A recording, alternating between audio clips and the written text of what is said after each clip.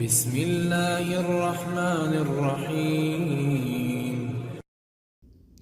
ہشام بن عبد الملک ایک سال اپنے باپ کے دور میں حج کے لیے آیا۔ اس نے طواف کرتے ہوئے چاہا کہ حجر اسود کو چوم لے، لیکن لوگوں کی کثرت کی وجہ سے وہ حجر اسود کی تقبیل و استلام پر قادر نہ ہو سکا۔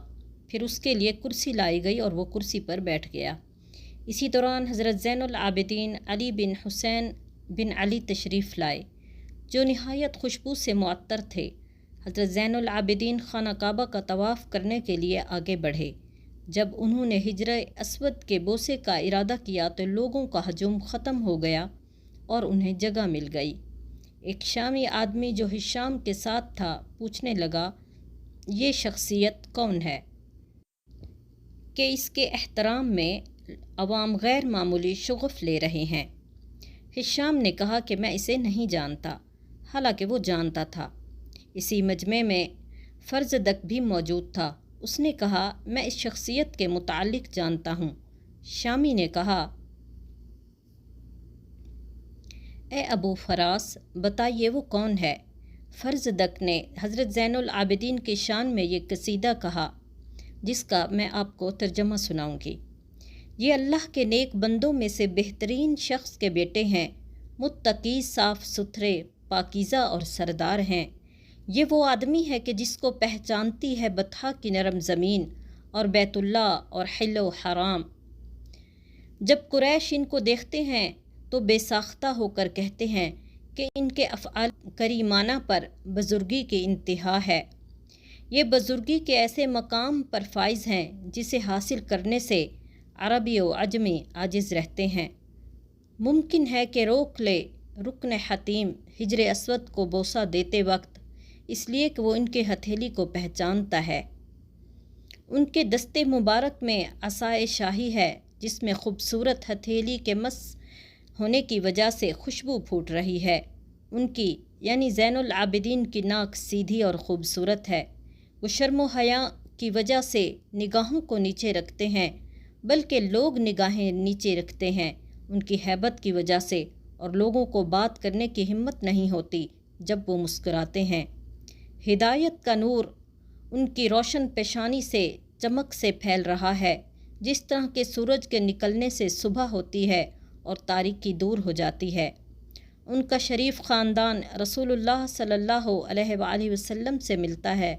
ان کی نسل، عادت و خصلت سب پاکیزہ ہیں۔ یہ حضرت فاطمہ کے صاحبزادے ہیں۔ اگر تم ان سے ناواقف ہو اے ہشام، ان کے جد امجد پر انبیاء کا سلسلہ نبوت ختم کر دیا جاتا ہے۔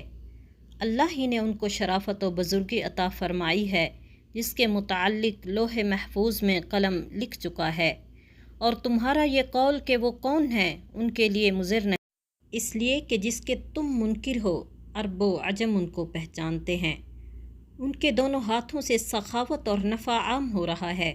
ان سے مغفرت مانگی گئی اور ان کے دونوں ہاتھ برابر کشادہ ہیں، ان پر کبھی افلاس غالب نہیں ہوتا۔ ان کی خلقت میں نرمی ہے، ان سے بے مقصد غیظ و غضب کا اندیشہ نہیں ہے۔ وہ تحمل اور عظمت، دو خصلتوں سے مزین ہیں۔ یہ لوگوں کے قرض کے بوجھ کو دور کرتے ہیں۔ ان کی تمام عادات شیریں ہیں، وہ کسی کے سوال کو رد نہیں کرتے۔ انہوں نے کبھی کلمہ لا کلمہ شہادت کے بغیر استعمال نہیں کیا۔ اگر کلمہ شہادت نہ ہوتا تو وہ نا کا استعمال نہ کرتے، ہمیشہ ہاں ہی کہتے۔ یہ نیکی اور احسان کی وجہ سے تمام مخلوق پر چھا گئے، اور مخلوق سے ظلمت، غربت، فقر و فاقہ ان کی وجہ سے معدوم ہو گیا۔ یہ ایسے گروہ سے ہیں جن کی محبت عین دین اور دشمنی کفر ہے۔ ان کی قربت نجات اور حفاظت کا ذریعہ ہے۔ اگر خدا ترس لوگوں کو گنا جائے تو یہ ان کے پیشوا ہیں، اور اگر یہ کہا جائے کہ زمین میں سب سے بہتر کون ہے تو یہی کہا جاتا ہے کہ حضرت زین العابدین۔ کوئی ان کے مرتبے تک پہنچنے کی طاقت نہیں رکھتا، اور نہ کوئی قوم خواہ کتنی معزز ہو ان کے برابر ہو سکتی ہے۔ قحط سالی میں یہ ابر بہار کے بارش کی مانند ہے، اور لوگوں کے مصیبت کے وقت میں یہ شرعی مقام کے شیر کے مانند جری جری ہو جاتے ہیں۔ تنگ دستی ان کی ہتھیلیوں کو بند نہیں کر سکتی، ان کے ہاں تنگی اور فراغی دونوں برابر ہیں۔ اللہ کے ذکر کے بعد ہر چیز میں ان کا ذکر مقدم ہے۔ کلام انہی کے ذکر کے بعد ختم کیا جاتا ہے۔ مخلوق میں کوئی ایسا نہیں جس کی گردن ان کے جود و کرم سے جھکی ہوئی نہ ہو۔